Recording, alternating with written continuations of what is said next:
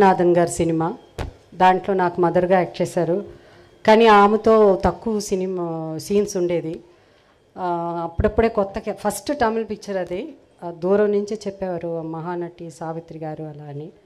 ఆ రోజులో టెలివిజన్స్ ఇవన్నీ ఏమీ లేదు కాబట్టి నేను ఏ సినిమాలు చూడలేదు.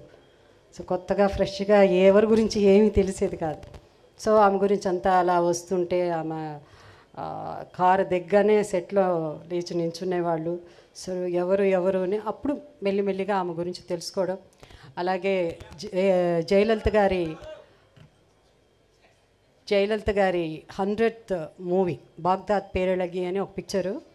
దాంట్లో మళ్ళీ సావిత్రి గారుకి నాకు మదర్గా యాక్ట్ చేశారు. బట్ మాకు అసలు ఎప్పుడు ఇంట్రాక్షన్ కానీ సీన్స్ ఏమి ఉండేది కదా. అలాగే ఒక తెలుగు సినిమాలు అలా చేశాను. ఒక్కసారి మాత్రం దగ్గర పక్కన కూర్చుని ఒక సీన్ ఉన్నింది.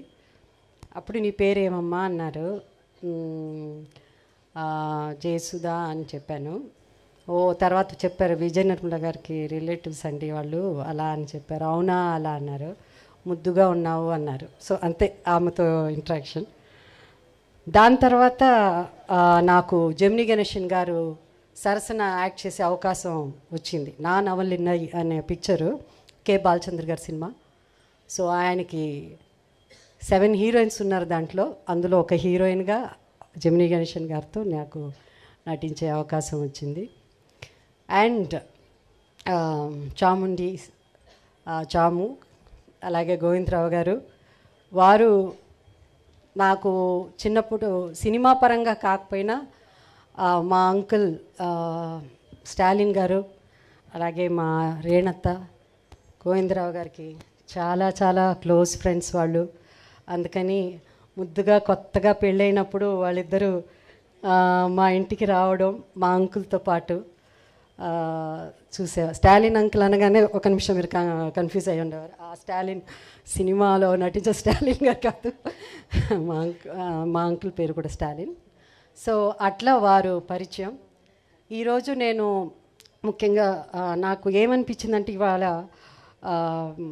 సావిత్రి గారి గురించి చెప్పాలంటే ఒక సెమినారే జరపాలి. ఎంత మాట్లాడినా అందరికీ చాలా మాట్లాడాలని అనిపిస్తుంది. తర్వాత టెలివిజన్ అలా వచ్చిన తర్వాత ఆమె సినిమాలు చూడడం, సావిత్రి గారే nobody can replace. So she's అంటే తెలుగు సినిమా ఉన్నంత వరకు ఏదైనా తెలుగు సినిమా ఎప్పటికీ ఉంటుంది, ఉన్నంత వరకు కాదు ఎప్పటికీ ఉంటుంది. బట్ సావిత్రి గారు అండ్ జనరల్గా ఒక హీరో ఉంటే ఆ హీరోకి చాలా పాత హీరోస్ అయినా కూడా యాక్టర్స్కి ఎక్కువ ఫంక్షన్స్ జరుగుతూ ఉంటాయి. కానీ ఈరోజు సావిత్రి గారిని ఈ బుక్ ఆవిష్కరణ నిజంగా ఒక హీరో చేయడం అన్నది ఏదో పొగడ్తల కోసం నేను చిరంజీవి గారికి నేను పొగట్లేదు. But sir thank you so much.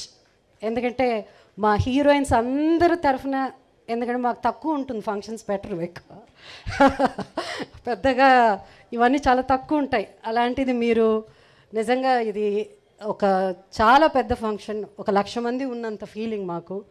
Thank you Chiranjeevi garu. And you are blessed Surekha garu, both of you. And thank you so much.